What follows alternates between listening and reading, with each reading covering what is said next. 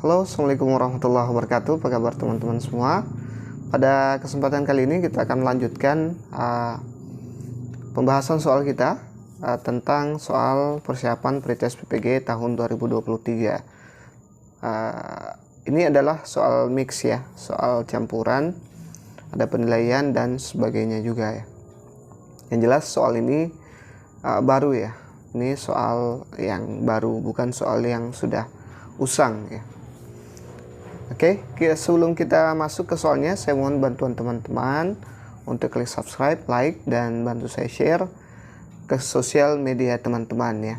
Kalau teman-teman share sesuatu yang bermanfaat, teman-teman juga akan ikut mendapatkan pahala seperti itu. Dan insya Allah, kalau teman-teman menebar kebaikan, nanti itu akan kembali ke diri teman-teman masing-masing. Minimal dimudahkan nanti saat pretest PPG diluluskan, dimudahkan saat menjalani proses PPG, dan dimudahkan saat UP nanti pada akhir perjalanan PPG teman-teman. Amin amin ya rabbal alamin.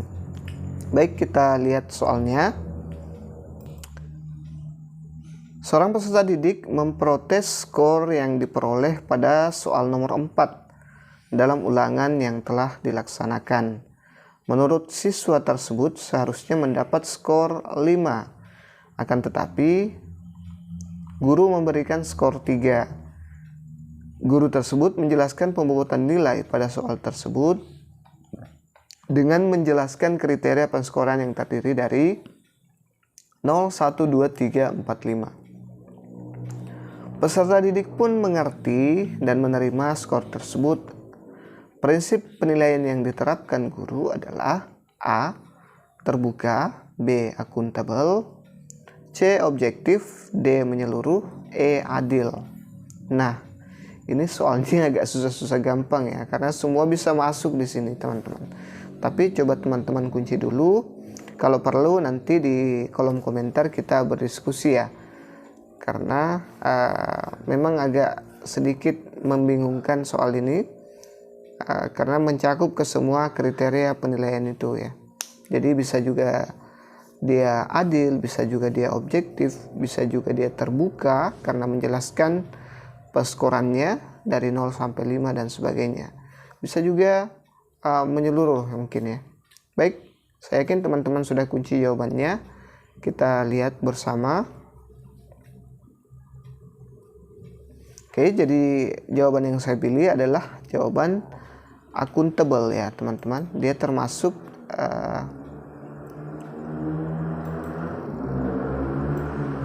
penilaian yang diterapkan itu adalah penilaian akuntabel. Kita lihat pembahasannya. Ini dia ada beberapa prinsip-prinsip penilaian.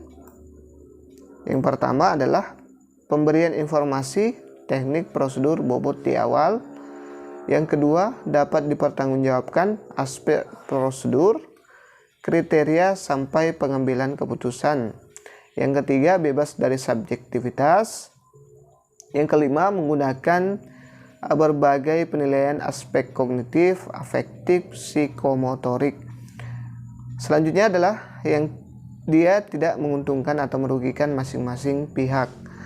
Nah, makanya saya memilih opsi akuntabel karena ini semua masuk ya teman-teman. Kalau ini sudah masuk semua, kalau dia terbuka, kemudian dia objektif dan lain-lain sebagainya, berarti dia sudah akuntabel, dia sudah bisa dipertanggungjawabkan ya. Kalau semuanya memenuhi prinsip-prinsip penilaian, dan di sini kasusnya dia bisa mempertanggungjawabkan kenapa dia memberikan nilai atau skor 3 pada soal pada jawaban siswa tersebut ya. Oke. Saya pilih akuntabel karena dia mencakup keseluruhan yang ada di sini. Dia terbuka, dia objektif, dia menyeluruh, dia adil, makanya bisa dipertanggungjawabkan. Karena definisi dari akuntabel sendiri itu bahwa nilainya bisa dipertanggungjawabkan. Seperti itu teman-teman. Baik. Kita lanjut ke soal berikutnya. Jangan lupa subscribe, like, dan bantu share. Kemampuan untuk menciptakan, memiliki daya cipta atau mampu menciptakan sesuatu yang baru, baik berupa gagasan maupun alat yang relatif berbeda dengan apa yang telah ada sebelumnya, dalam pembelajaran merupakan sikap kreatif guru ketika menyampaikan ilmu kepada siswa. Model yang sesuai dengan sikap kreatif memanfaatkan lingkungan sekitar sebagai sumber belajar adalah A. Problem based learning, B. Contextual teaching learning, C. Project based learning, D. Open inquiry, E. Cooperative learning. Coba teman-teman jawab dulu. Kalau teman-teman mengerti semua ini, insya Allah teman-teman bisa langsung kunci jawabannya.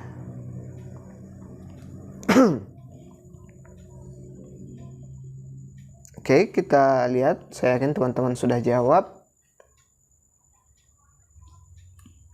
Jadi jawaban yang tepat adalah B ya, contextual teaching learning ya. Jadi kata kunci itu berguna teman-teman kalau kita tahu banyak teori. Tapi kalau kita nol teori, kata kunci itu sama sekali tidak bekerja. Makanya saya sempat bilang kemarin bahwa tidak gampang sebenarnya bermain kata kunci. Kita bisa bermain kata kunci kalau kita banyak paham teori. Artinya kita banyak menguasai teori-teori pembelajaran maupun profesional kita sendiri ya. Nih, oke. Jadi ini dia memiliki daya cipta ya. Daya cipta itu dia kontekstual ya. Inginnya kontekstual, menciptakan sesuatu yang baru. Itu berhubungan dengan kontekstual.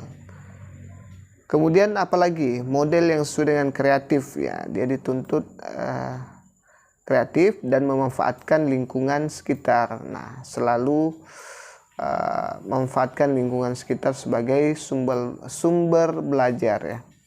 Ya, jadi ini mirip-mirip semua ya teman-teman. Dia hampir mirip sekali. Jadi teman-teman baca ini, apa itu problem based learning, apa itu contextual teaching learning, hanya sedikit saja bedanya, hanya beberapa kata saja. Project based learning, open inquiry, dan cooperative learning. Hanya ini yang jauh berbeda ya. Karena inquiry juga dia memanfaatkan lingkungan sekitar. Oke, kita lihat pembahasannya.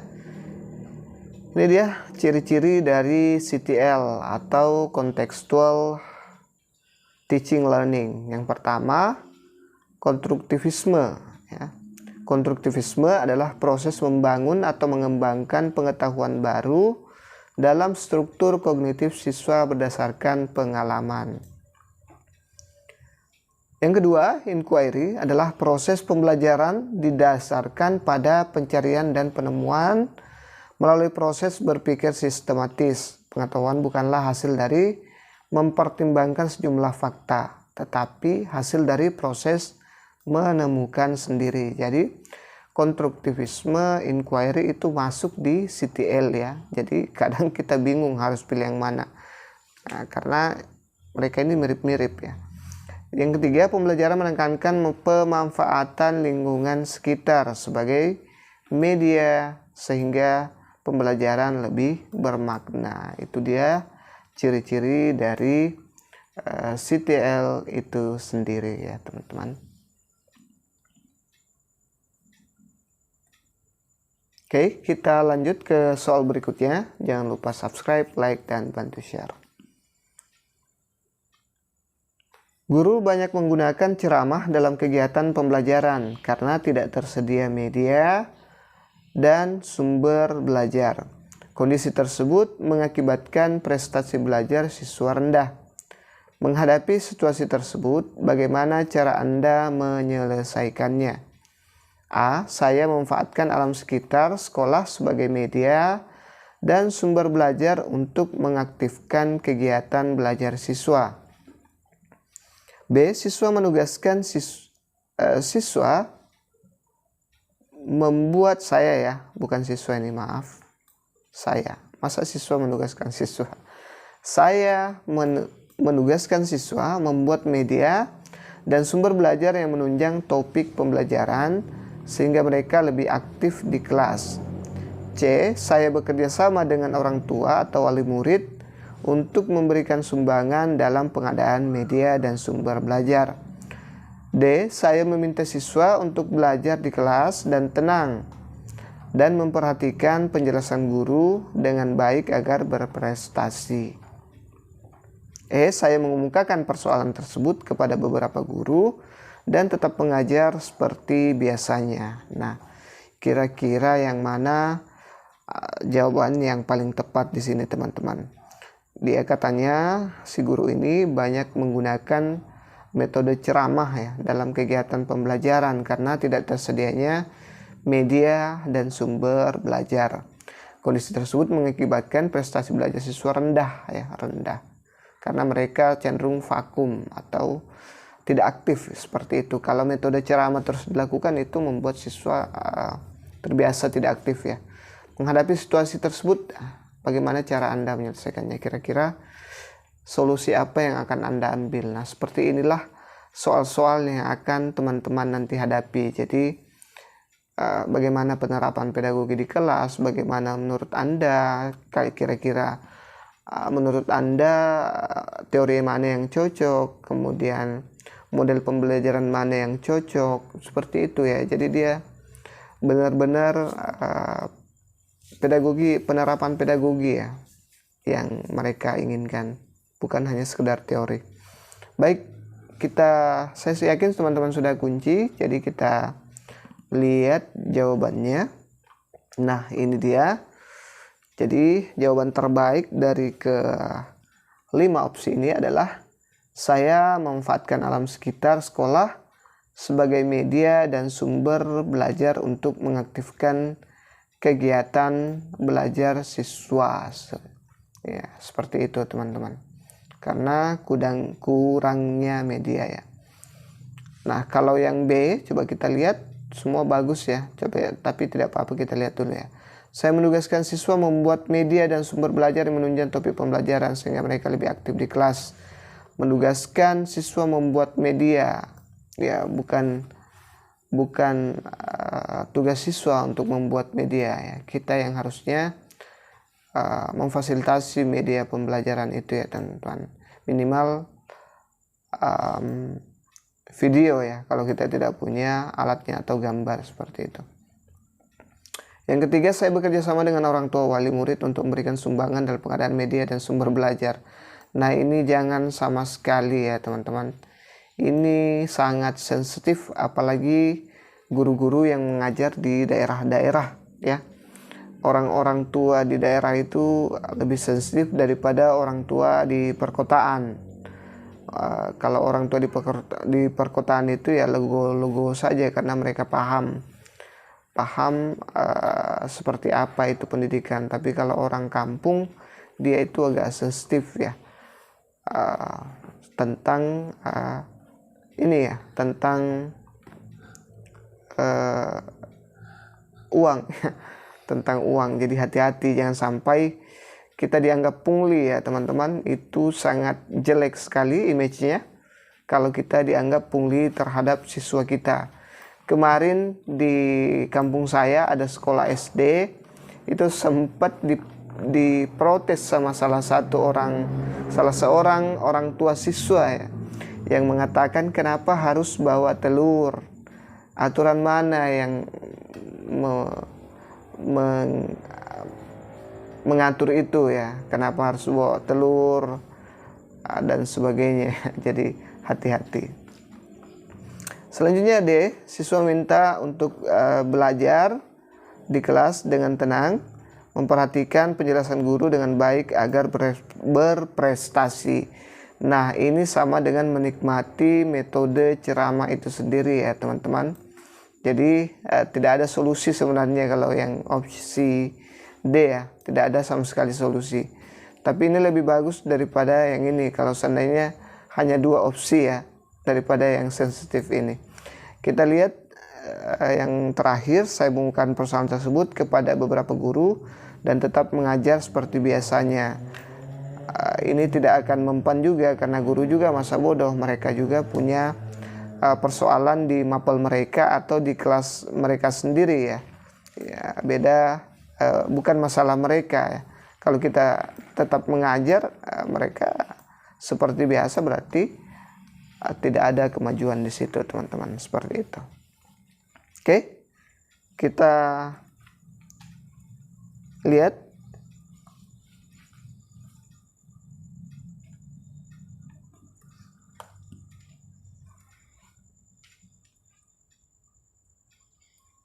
nih pembahasannya ya.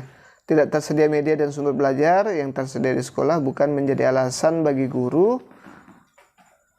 Guru harus kreatif dalam memberdayakan berbagai media alam sekitar agar pembelajaran lebih bermakna bagi siswa. Nah, seperti contohnya, saya baru-baru ini pada proyek siswa, kan ada pembelajaran proyek sekarang di kurikulum Merdeka. Karena kami tidak punya media, membuat proyek atau kerajinan tangan yang lebih keren, yang lebih canggih mungkin, misalnya pertukangan dan sebagainya atau apalah itu. Makanya kami memanfaatkan sampah ya, lingkungan sekitar. Kebetulan banyak sampah siswa, bekas makanan atau bekas minuman yang mereka manfaatkan menjadi sesuatu yang bermanfaat. Kalau kemarin saya menggunakan tempat teh gelas dan kawan-kawan yang sejenis dengan teh gelas itu, mereka buat untuk tempat air ya. Kalau teman, jadi sekarang dipakai di kantor, alhamdulillah. Seperti itu, memanfaatkan alam sekitar, lingkungan sekolah. Kita lihat soal berikutnya. Mengajar di kelas yang berjumlah 40 orang siswa. Kegiatan yang dilakukan oleh siswa adalah diskusi tentang materi pelajaran. Anda mengamati kegiatan pembelajaran selama diskusi. Namun selama pengajaran masih cenderung ramai dan banyak siswa yang bergurau. Berdasarkan hal tersebut, tindakan Anda adalah A. Membebaskan siswa untuk berdiskusi meskipun ramai dan gaduh. B. Memberhentikan diskusi dan memaksa siswa agar memperhatikan. C. Memberikan aturan baru dalam berdiskusi dengan materi yang berbeda di setiap kelompok. D. Membiarkan saja kegiatan diskusi yang berlangsung dengan anggapan diskusi cenderung ramai. Nah, coba teman-teman kunci jawaban terbaik. Ini agak mudah ya memilih jawaban terbaik. Saya yakin teman-teman bisa lihat sendiri ya. Oke, saya yakin sudah. Kita lihat pembahasannya. Ini bukan jumlah siswa yang sedikit ya. Oke, jadi jawabannya adalah opsi D. Memberikan aturan baru dalam berdiskusi dengan materi yang berbeda setiap kelompok. Itu sebaiknya yang dilakukan ya. Dari keempat opsi yang ini ya, dia yang terbaik ya. Karena yang berjumlah 40 orang siswa itu bukan kaleng-kaleng ya teman-teman. Saya yakin teman-teman yang berpengalaman mengajar itu, kalau mengajar 40 siswa dalam satu kelas itu susah sekali diatur ya. Susah sekali diatur kalau 40 orang siswa ya. Nah, kalau opsi A, membebaskan siswa untuk berdiskusi meskipun ramai dan gaduh, kebanyakan yang terjadi kalau kita tidak kontrol dengan baik, mereka bukan malah berdiskusi ya, malah membahas hal-hal yang lain saja ya, tidak fokus kalau terlalu dibebaskan. Kemudian memberhentikan diskusi dan memaksa siswa agar memperhatikan. Nah, kalau mereka memberhentikan, lantas kita mau ngapain kalau kita hentikan diskusinya ya? Kita mau menggunakan metode ceramah saja, ya itu tidak efektif juga ya. Sebaiknya ini juga kurang bagus ya. Yang C yang benar ya. Coba kita lihat yang D, membiarkan saja kegiatan diskusi berlangsung dengan anggapan diskusi cenderung ramai ya. Jadi jangan beranggapan ya. Kita bisa melihat secara langsung seperti apa diskusi yang berjalan itu. Jadi tidak ada anggapan di sini. Oke. Kita lihat pembahasannya. Ini langkah-langkah mengatasi siswa ramai saat diskusi. Nah, ini ada langkah-langkah untuk mengatasi siswa yang ramai saat diskusi. Yang pertama, mengenal karakteristik siswa. Guru harus tetap berusaha mengenal siswa satu persatu beserta karakter masing-masing. Penting dalam melakukan pembagian kelompok. Yang kedua, memilih tugas atau proyek yang memancing kerjasama. 3. Keep moving. Masing-masing kelompok memiliki topik yang berbeda-beda untuk dibahas. Kemudian yang keempat, pengaturan denah duduk. Mengatur denah duduk juga sangat penting. Siswa yang cenderung pendiam jangan ditempatkan bersama siswa yang pendiam juga ya. Yang kelima,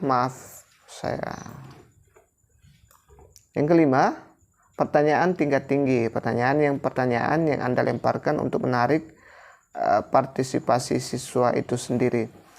Nah, ini menarik kalau di kota ya teman-teman. Tapi kalau di desa, macam tempat saya mengajar, kalau dikasih pertanyaan tingkat tinggi, mereka akan bilang, wah susah sekali. Dan itu tidak efektif. Saya coba komen ya yang mengajar di daerah, coba kasih pertanyaan tingkat. Apalagi kalau daerah terpencil, coba kasih pertanyaan tingkat tinggi. Kalau mereka tidak mengeluh, Anda hebat ya. Tapi kebanyakan mereka itu mengeluh. Oke, mungkin itu saja dulu yang sempat saya share pada kesempatan kali ini.